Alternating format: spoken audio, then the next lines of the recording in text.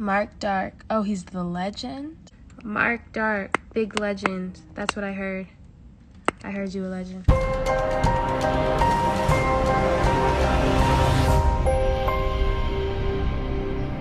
What's up, YouTube?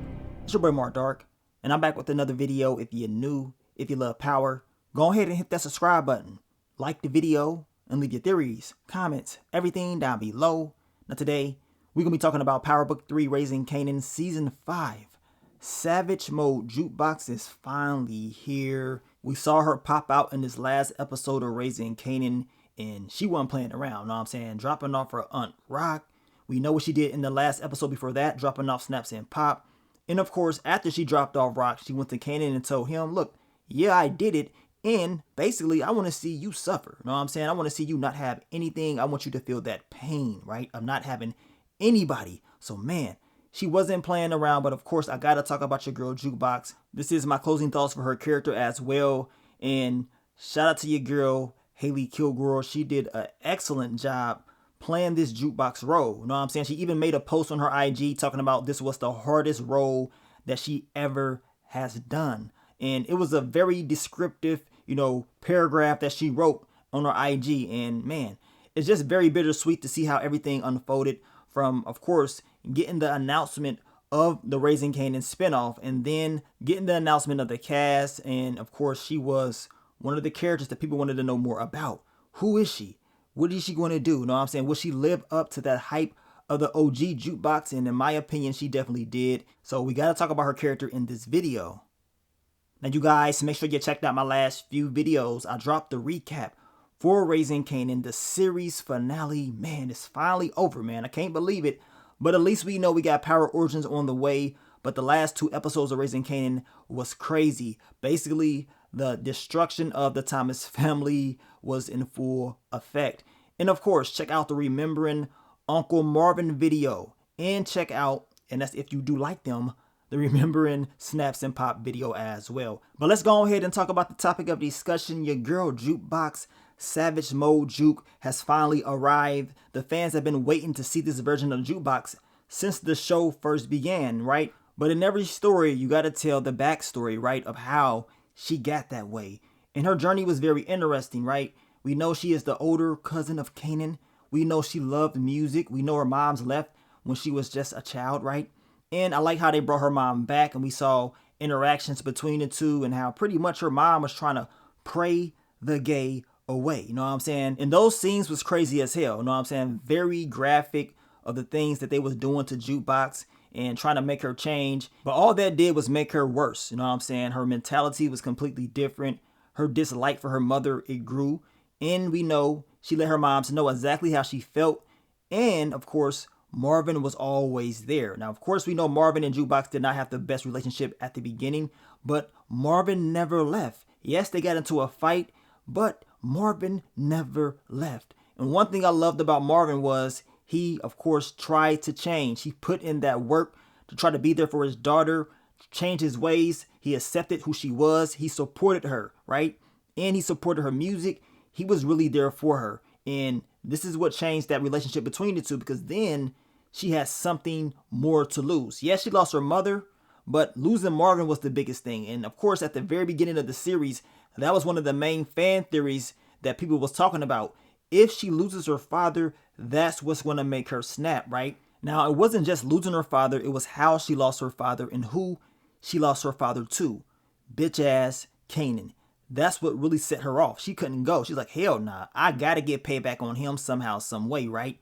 Now, besides that, we know Jukebox lost her girl, Nicole, back in season 1. That was a crazy, storyline. We know what happened with her with those drugs that Kanan was cooking up. I mean, damn. All messed up, right? And that's the reason why her and Marvin got into it, because he found out that she was gay and he saw that little video that they made. And that was one of the reasons why she started to snap, right? That was like the turning point, but not all the way there. So losing Nicole was one thing. And then, of course, the things that she went through with her mom in that church, how graphic that was, the things that they were doing to her, like really. Now, we also know that Jukebox had a connection with Detective Burke.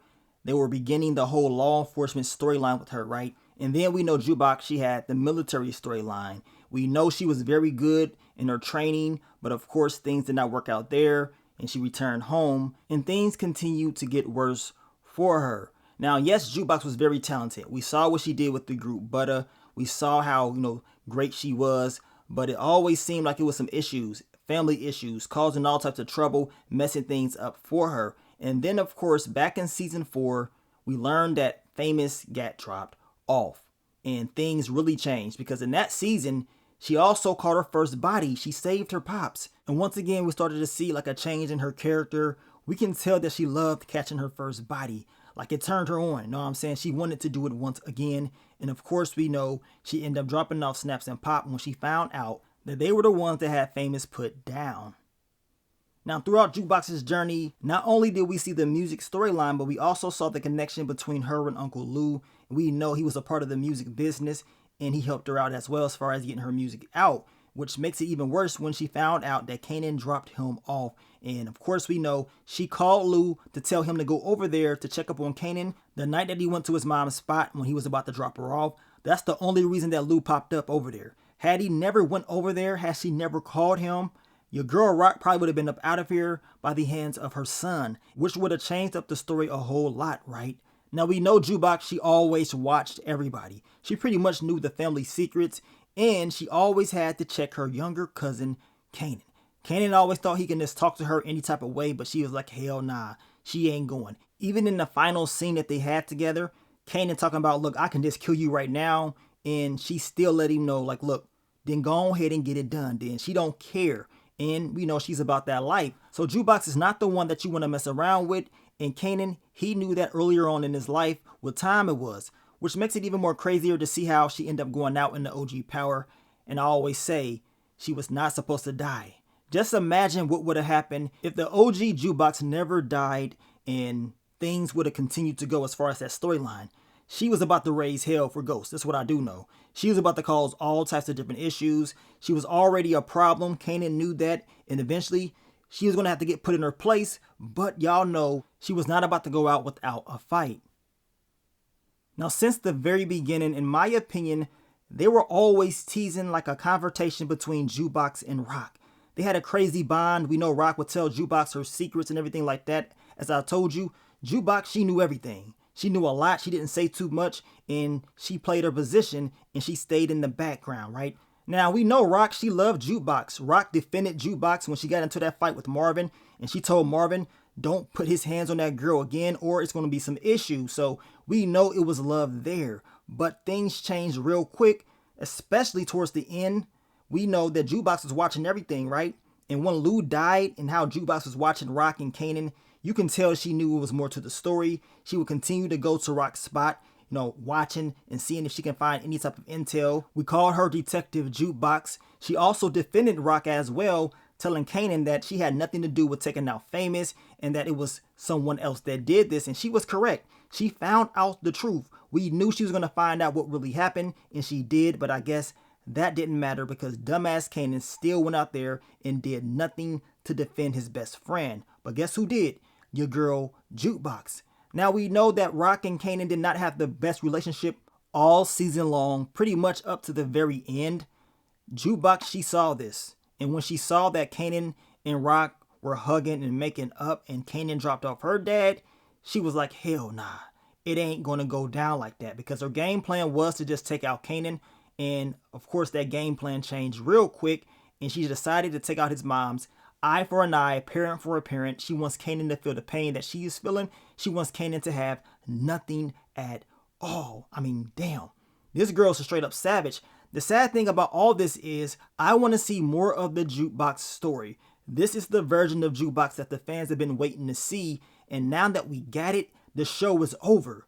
We got Power Origins. We know that Jukebox is not going to be in the first season. So maybe she comes later on if they get multiple seasons or whatever. I mean, with the new show getting 18 episodes for season 1, I cannot see this show going 5 seasons. You know what I'm saying? I don't think it's going to get 5 seasons.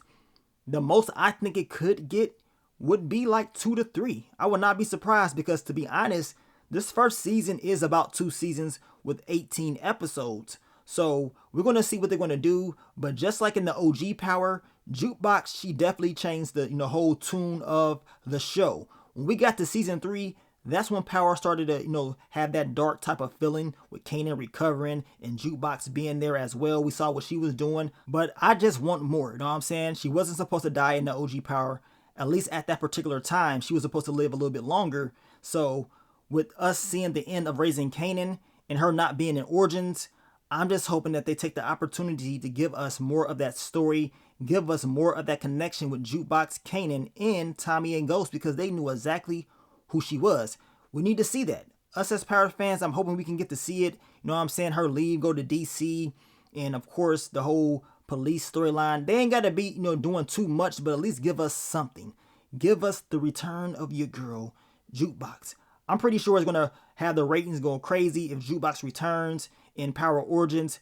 People are going to be like, man, she back. And then we can get more of that Savage Mode Jukebox just for a little bit. You know what I'm saying? I ain't saying they got to give us too much, because I know the show will be more on Tommy and Ghost and them coming up with Kanan and all that stuff.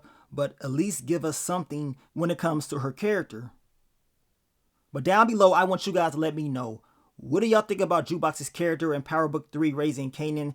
As I told y'all, Haley Kilgore, she did exactly what she needed to do. She came in, she delivered. We saw a crazy character development from start to finish, and it was a crazy slow burn, but when it got to that level, she turned up. And her final scene with Kanan was crazy as hell, man, and I just want to see more of that. But y'all can let me know what y'all think about her character. We still have some more closing out videos. Of course, we got to talk about your girl Patina Miller, aka Rock. We got to do that Remembering Rock video. It's been a long time coming. And trust me, I was hoping that Rock could survive. Maybe they would go with a different, route. Y'all already know I'm not a fan of family continuing to kill family. But I will say this, when it comes to Jukebox, everybody that she's dropped off, she always had like a solid reason on why she did it. It ain't like she just going out there smoking people. And the whole Rock thing, I mean, yes, that's her auntie, but Kanan killed her father. So to her, it was like eye for an eye, a parent for a parent. So I got to take her out. Of course, I did not want to see that. But at the end of the day, I understand why she did what she thought was right, to make Kanan hurt. Now, if it was me, I would have just smoked Kanan's ass, got him up out of here. But to be honest with you guys, if Rock would have found out that Jukebox dropped off Kanan, that means Rock would have came for her. But then again, maybe she would have never found out. And on top of that, Rock, she was leaving town anyway, so I guess you just never know. It just depends on how the writers wanted to write out the story, and apparently this is the story that we end up getting. Now, I want to thank you guys once again for all the love, all the support. Thanks to all the members of the channel, and I will catch y'all on the next one. But let me get up on out of here, man. It's your boy Mark Dark. I'm out. Peace.